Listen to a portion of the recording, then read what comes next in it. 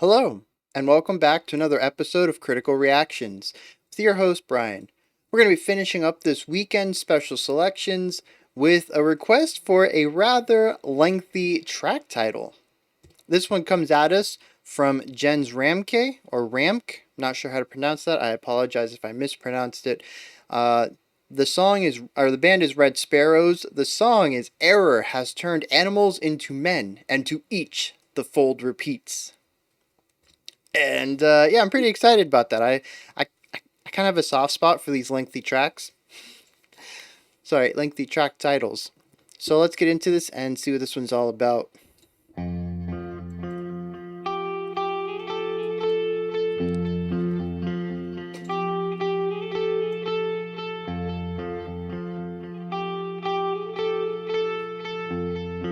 Yeah, alternating downbeats to offbeats with the two voices.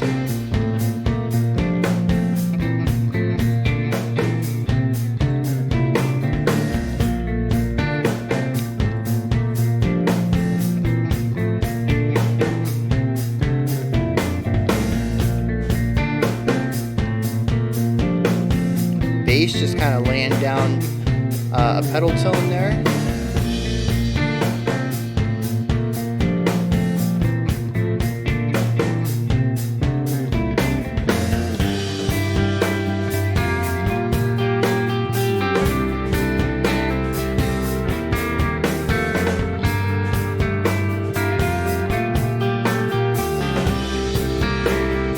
Real smooth, real relaxed.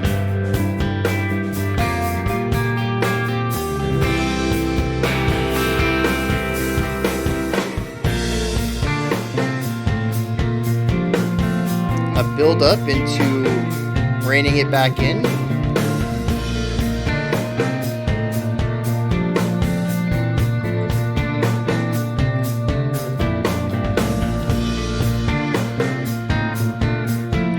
Yeah, there's some of that variation I'm looking for since we've heard this part repeat so many times.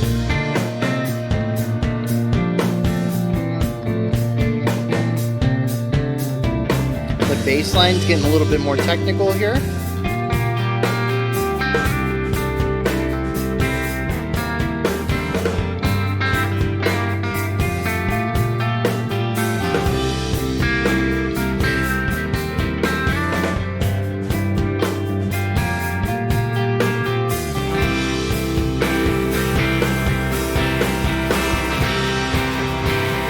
Stuck with it this time.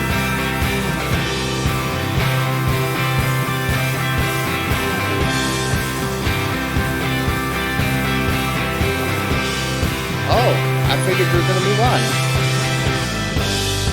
I was one repetition early.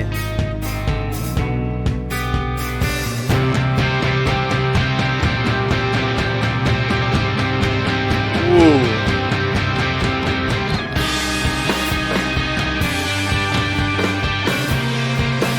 What a ride!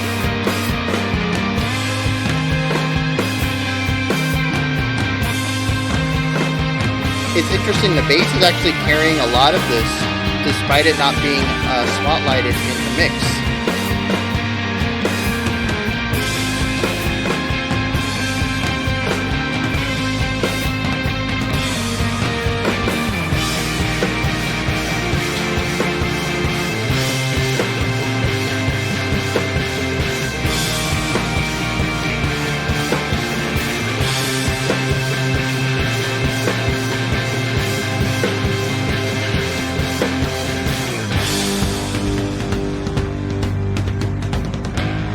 Lots of energy in the toms there. And of course the bass being very unstable.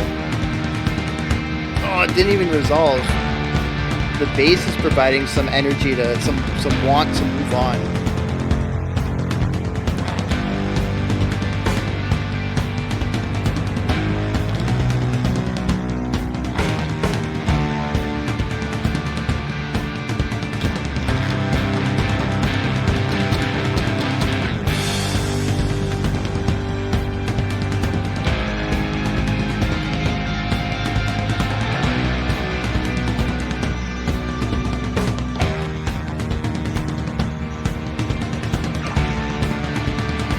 Yeah, and the hi-hat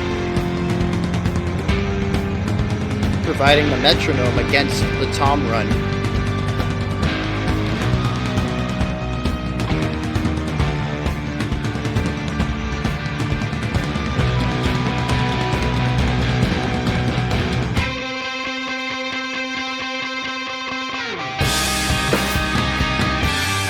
Yes.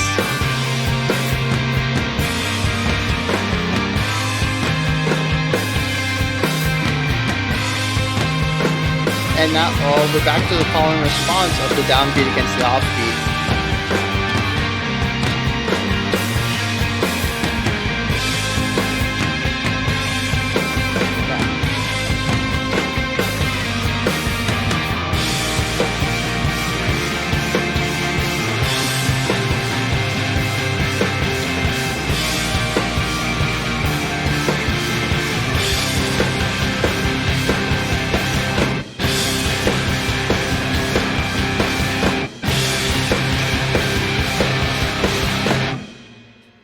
And they only went for 2 repetitions there for an uneven bit of finale. Yeah, that was wild. Definitely took you, well, it took me anyways, on a little adventure, a tale, so to speak, of these different emotions and textural atmospheres. And it's interesting how gradually they changed. They slowly snuck in ideas so that when we shift from some of the calmer, more melodically balanced ideas at the beginning to some of the harsher tones at the end, and really digging into chordal instability and lacking of chordal resolutions. It didn't come out of nowhere. There was a very gradual path that took us from the beginning to the end. And yeah, I really like that. It's these little nuances that they throw in from time to time that slowly transform the piece. There's just this very controlled metamorphosis going on from start to finish, and I love that. Um, Speaking of metamorphosis, though, the song is called "Turning Animals into Men." Error has turned animals into men, so there's a metamorphosis, literally speaking of, in the title. So it's really cool how the song itself also undergoes a transformation like that. Um, let's get into some specifics. Uh, let's see. First of all, the song starts out with this call and response against downbeats versus offbeats. We get 2 downbeats and then 3 offbeats, and that pretty much sets up our entire opening. It starts with the drums, I think, and then the guitars come in, or maybe that's flipped. Maybe the guitars start and the drums come in second. I don't remember, but that's how it starts out, though, with this call and response where you get a couple downbeats and then we get a few offbeats.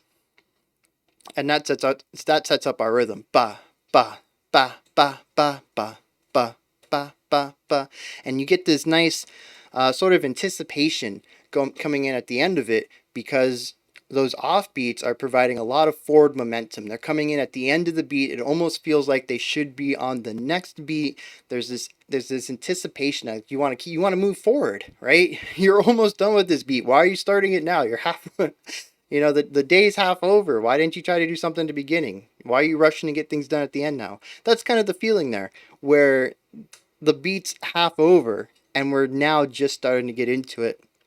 So the song feels like it wants to move on, and then we land back on those downbeats when we get back to beat 1. So it gives it the opposite of like a drag. The bar seems to get faster, or I guess another way to put it is the bar wants to move on the longer we stay in it. So that idea, though, pops up at the end, which is really cool that we revisit it, because the middle of the song is a lot about tension, right? And the song definitely ends on a tense, high energy, real heavy aspect. So it's really cool that we can bring this sort of forward momentum in to the tension and revisit this idea within a new context. I think that's phenomenal. That's great composition. I love that. Um, So after that, though, we build up and we get this recurring idea that takes up probably the first half of the song. We kind of sit in this concept for a while. And I mentioned that there was one time, I think we did like, we ran the first part 4 times or something, 8 times maybe. And then we hit a new section that was slightly different, but also very similar. Very atmospheric and textural, not really doing a lot with melody lines, but really playing around with creating an atmosphere. And the atmosphere was the same, we just used a couple of different rhythmic ideas to create it. Um, then we went back to that opening, but it was nice that they threw in a little bit extra. It wasn't vastly different. It's not like we had an entire reinterpretation of it, but we did have a slight embellishment to the core melody line, the lead guitar line, I guess you could call it, where they decided to go up the chord rather than down, and provides just a little bit different direction and momentum to the song. And like I said, it's kind of what I'm looking for when you're going to repeat like this. I understand that a lot of people enjoy this music because it doesn't change. You can really just get into the zone and, close your eyes and just be in the music and feel it, and you don't have to worry about really anything changing. You can just kind of sit in this pocket that they're creating. But personally, the way I like to listen to music, the music I like to listen to, is that if it's going to repeat something, I prefer to have some sort of variation in it. And I mentioned that when the guitarist decided to move up instead of down, I said that's the kind of variation I'm looking for. I'm not saying that it's going to make a song better or worse. As usual, these are all just tools in a composer's toolbox.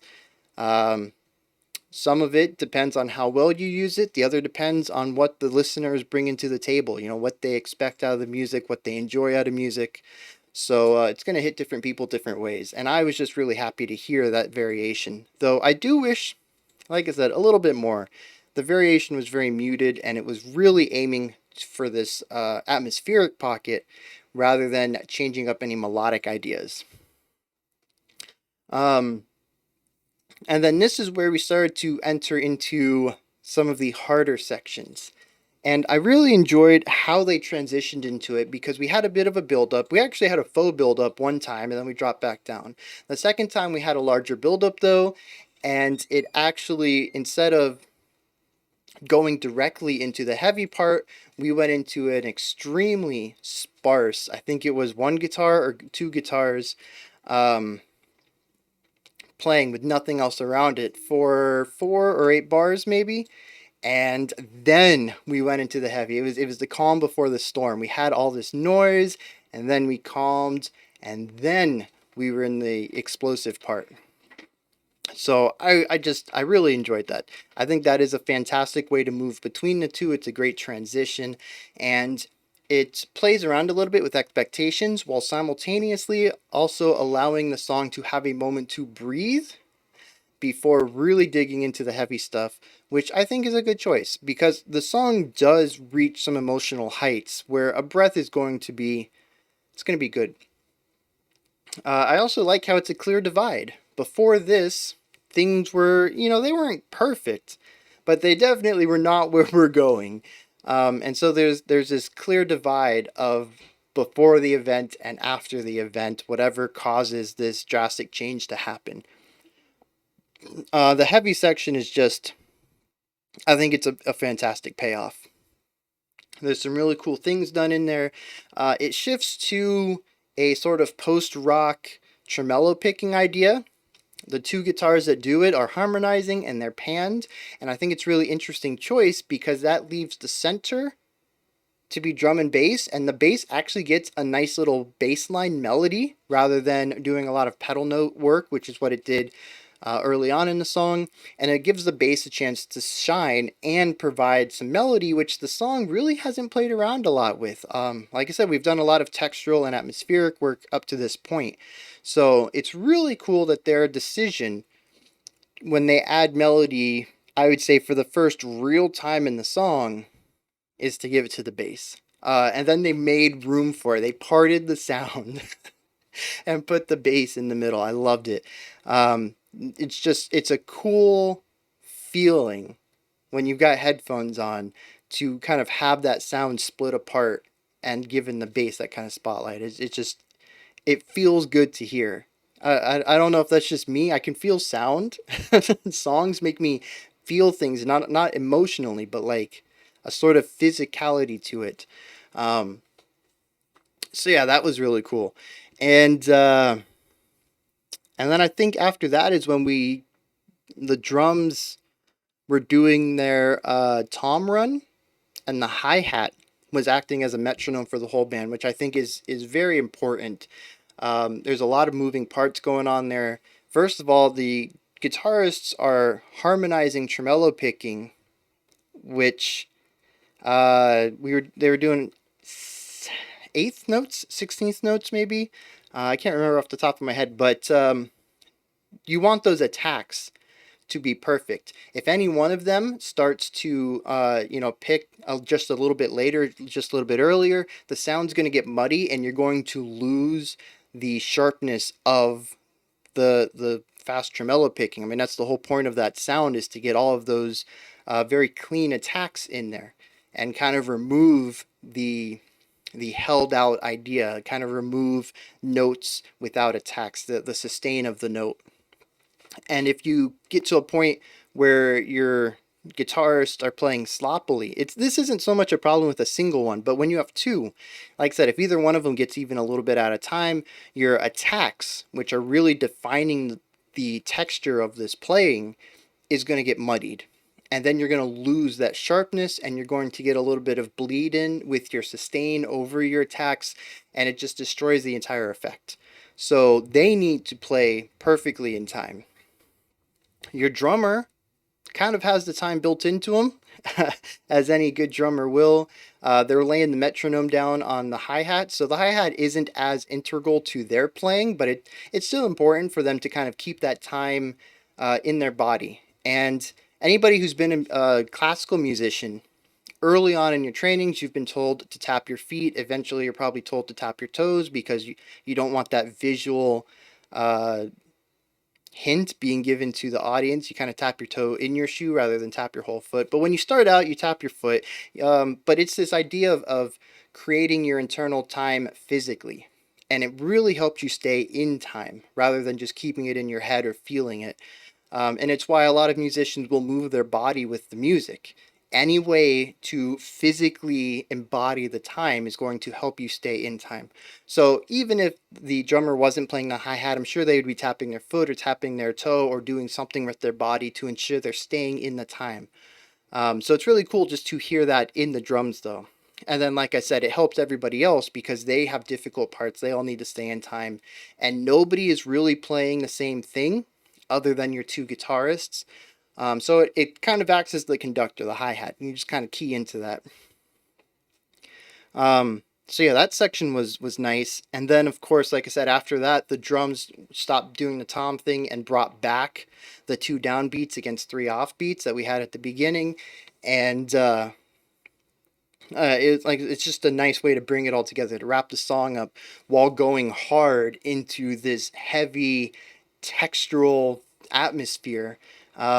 This is about the time that the bass was doing, they were walking down the chord, and they would not resolve the chord progression. I think they were the only ones playing a chord. I think the guitars were still doing some tremolo stuff, really sticking with a single note and going for that textural part of how they played it.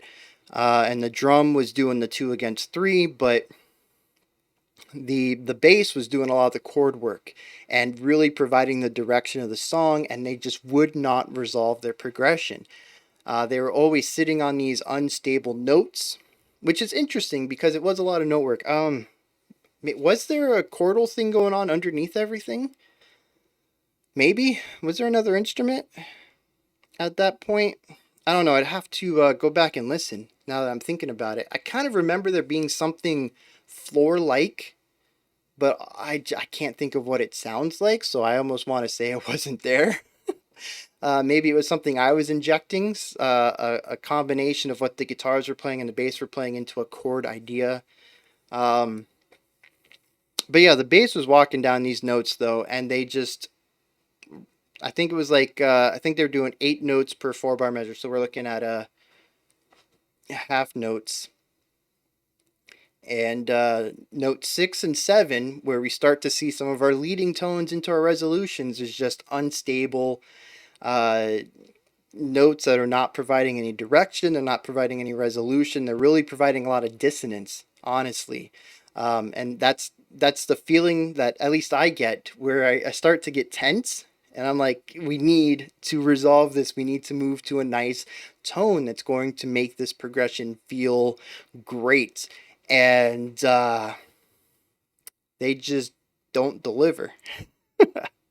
So yeah, they're really moving into some uncomfortable territory at that point, and they only stay in there for a little bit before the drums start pulling in uh, all these downbeat attacks, real harsh. I think it's like all 4 limbs are on downbeats now, and yeah, it is a ride of a song going through a bunch of different emotions and really utilizing textures and rhythmic ideas as well as some harmonic and chordal concepts to really open um, this atmosphere up.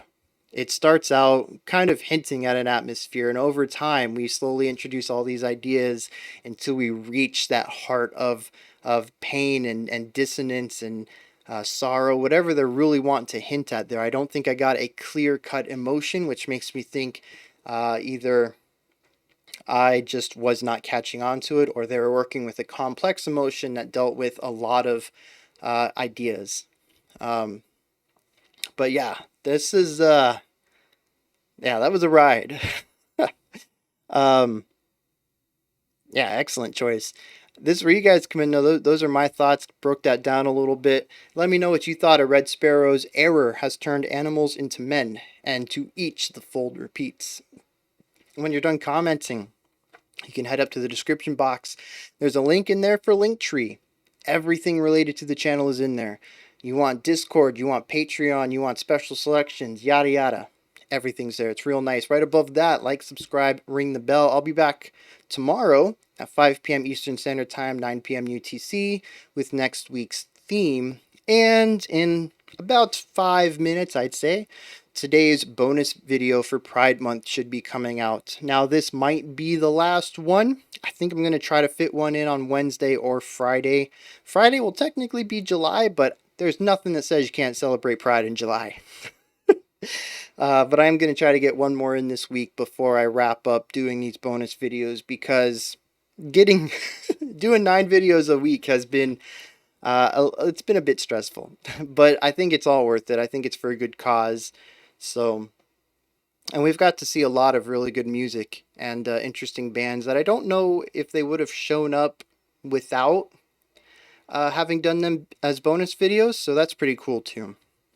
All right, well, until next time, remember to be critical and not cynical of the music you listen to, and have a fantastic morning, afternoon, or evening, whenever you choose to watch my videos.